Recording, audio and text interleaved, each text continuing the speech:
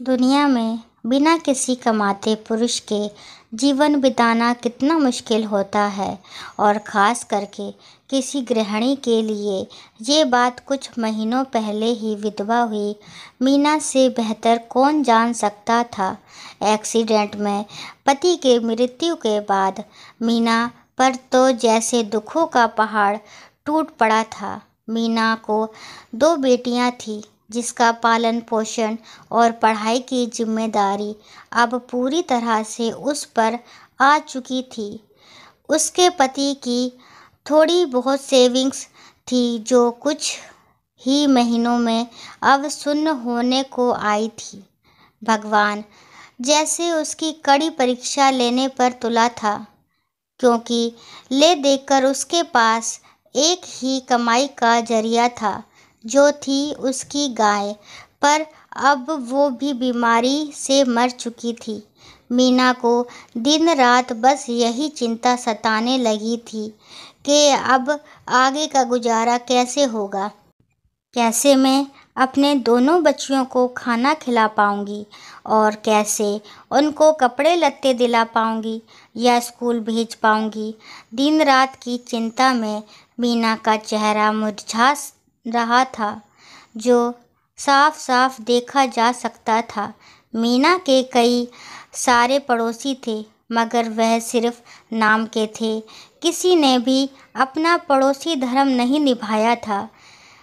इनमें से एक पड़ोसी टीचर थे जो मीना की परिस्थिति से भली भांति वाकिफ थे।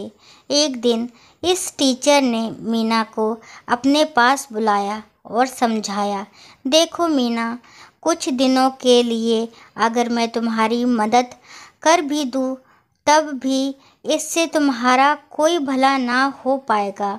अगर तुम्हें अपनी परिस्थिति बदलनी है तो तुम्हें खुद ही इसमें बदलाव लाना पड़ेगा। मीना ने बड़ी निराशा भरी आवाज़ में पूछा, भला मैं कर ही क्या सकती हूँ? मेरे पास तो कोई नौकरी भी नहीं है। टीचर ने कहा, नहीं नहीं मीना, मैं तुम्हें नौकरी करने के लिए नहीं कह रहा हूँ।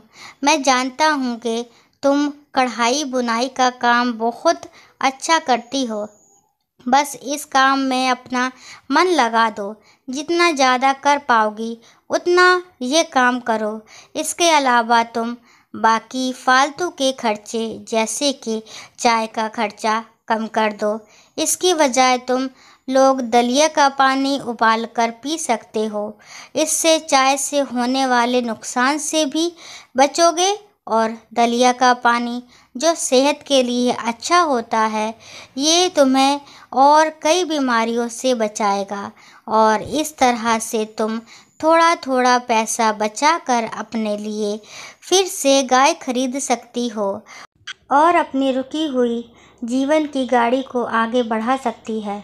मीना को इस भले शिक्षक की बात में कुछ दम लगा। उसने वैसे ही किया जैसे इस टीचर ने उससे करने के लिए कहा था, और देखते ही देखते 1 साल बीत गया। साल के अंत में मीना के पास इतने पैसे बच गए थे कि वह एक गाय खरीद सके। दोस्तों, उम्मीद करती हूँ कि ये मोटिवेशनल स्टोरी आपको ज़रूर पसंद आई होगी। अगर पसंद आई है तो प्लीज़ मेरे चैनल को लाइक, शेयर और सब्सक्राइब करना तो बिल्कुल भी ना भूलें।